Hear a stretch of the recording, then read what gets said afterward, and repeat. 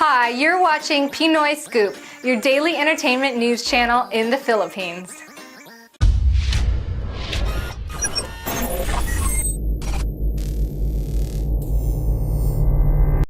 When was your last encounter with the wreck?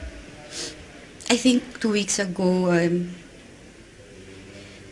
yung text, even yung nung umaga, nung araw na namatay siya, nag-text pa siya. Okay. So, ayun, yun yung isa naman was that we were talking about yung movie na dapat gagawin namin. Okay. Yung pinilit kong limutin ka kung kailan magsa-start and all. So, kasi ito, nangyari to. How do we move on now, Clau? I'm not okay. I don't know how to move on. I really don't know how. I mean,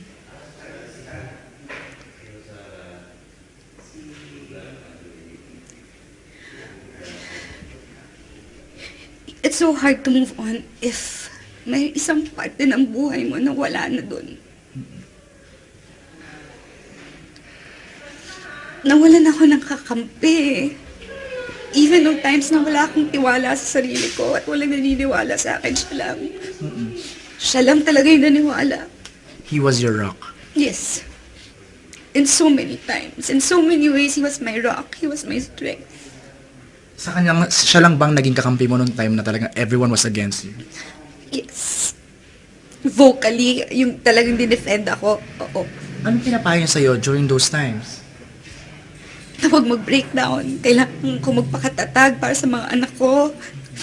Na hindi niya binuo ang isang Claudine Barreto para lang sirain ng ibang tao o yurakan ng pagkatao ko. Lagi sinasabi, kailangan mo bumangon, Claudine. Sinasabi niya lang yun. Kailangan ka ng showbiz, ganyan, kailangan ka namin, mahal ka namin. And for some reason, talagang I really held on to him para talagang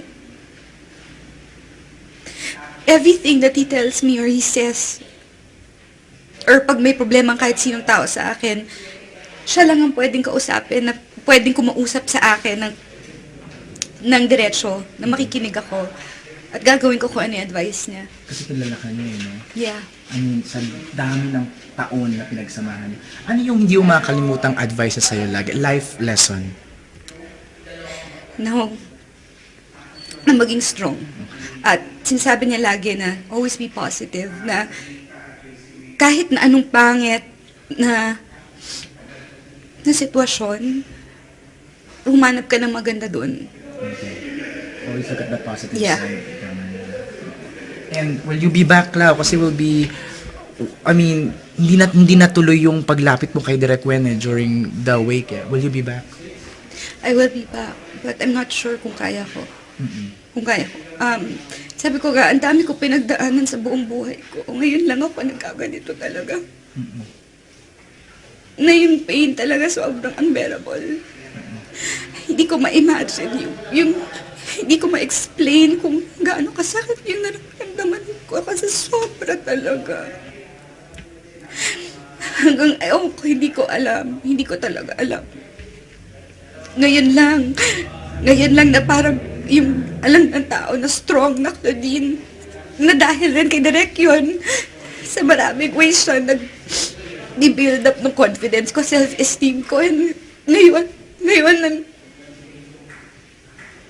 I'm breaking down. I'm breaking down kasi higit pa sa pamilya yun ang wala sa akin. Siguro madamot ako kung saan madamot, pero hindi ko. Gusto ko sana nandito pa rin talaga siya. When people say na masaya na siya, ganyan-ganyan, I don't know. I take offense in that because siguro selfish ako for my selfish reasons na kailangan ko pa siya. Kailangan ko pa talaga siya. Kailangan mo pa ng masasandalan. Yes. Is there anything that you want to tell him? If he's listening. Na tulungan niya ako. Humingi humingi siya ng tulong sa Diyos na makayanan ko.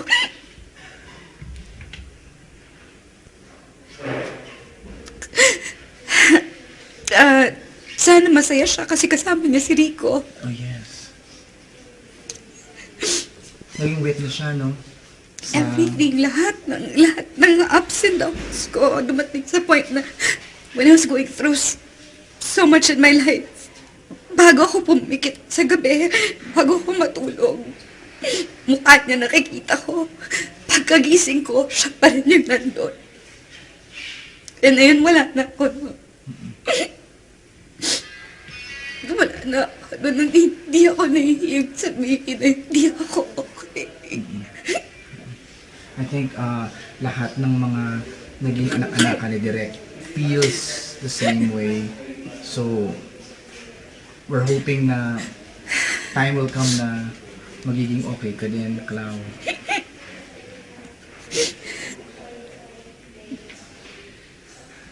I don't know.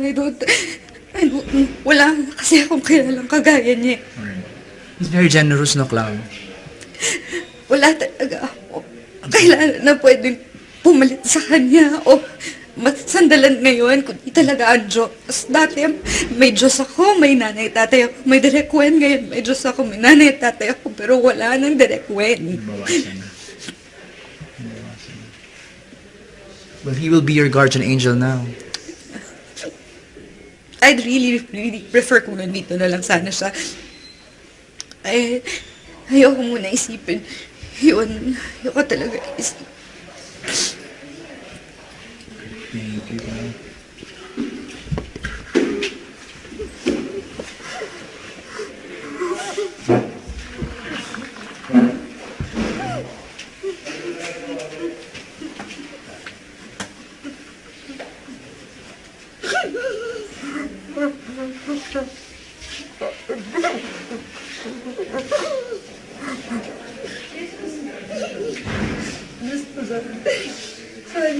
It's okay.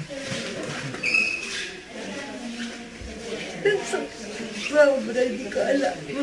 Di ko alam talaga, di ko alam.